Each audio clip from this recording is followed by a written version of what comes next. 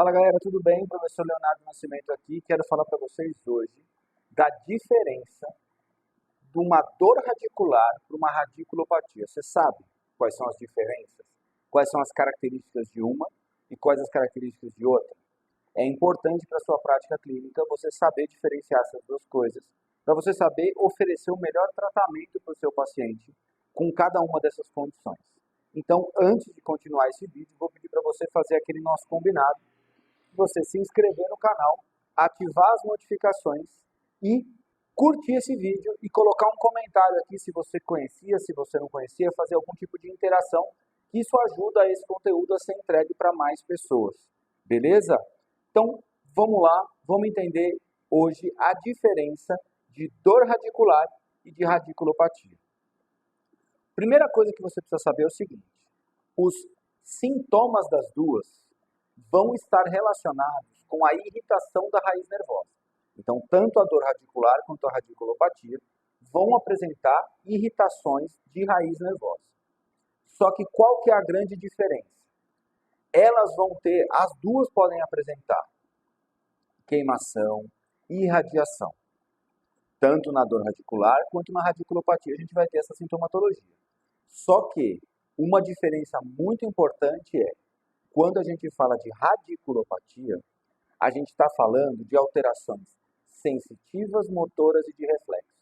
Então, quando eu tenho uma radiculopatia, eu vou ter uma alteração sensitiva, então eu vou ter uma região de um dermátomo específico com algum tipo de diferença, de sensibilidade.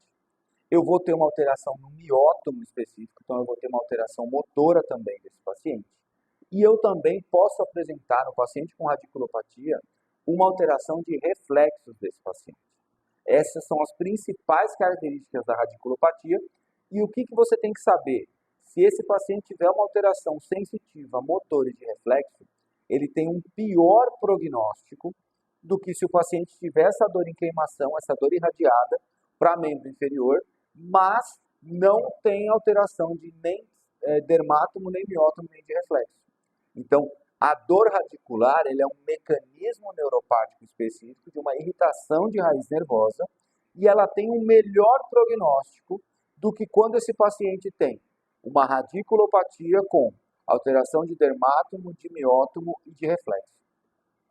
O que pode acontecer que confunde na prática clínica é alguns pacientes com dor radicular podem evoluir para uma radiculopatia. Mas os pacientes com radiculopatia normalmente não vão apresentar os sinais radiculares. Não vão apresentar tão especificamente assim. O principal problema vai ser a radiculopatia. Então, sabendo a diferença, o que eu consigo fazer? Eu consigo colocar o prognóstico do meu paciente de uma melhor forma, sabendo que os pacientes com dores radiculares, com dores neuropáticas, com queimação e radiação, eles vão ter um prognóstico melhor do que os pacientes que tiverem uma dor irradiada para a perna, com queimação, tarará, tarará, tarará, com uma irritação da raiz nervosa, com alteração sensitiva, motora e de reflexo. Então, eles são pacientes mais graves que têm um paciente de pior prognóstico. Sabia dessa? Coloca aqui nos comentários se isso te ajudou na prática clínica, como isso te ajudou, e dá uma olhada em outros vídeos aqui no canal que eu também falo de como você trata uma dor ciática, como você resolve esse problema do seu paciente. Beleza? Um beijo e até a próxima.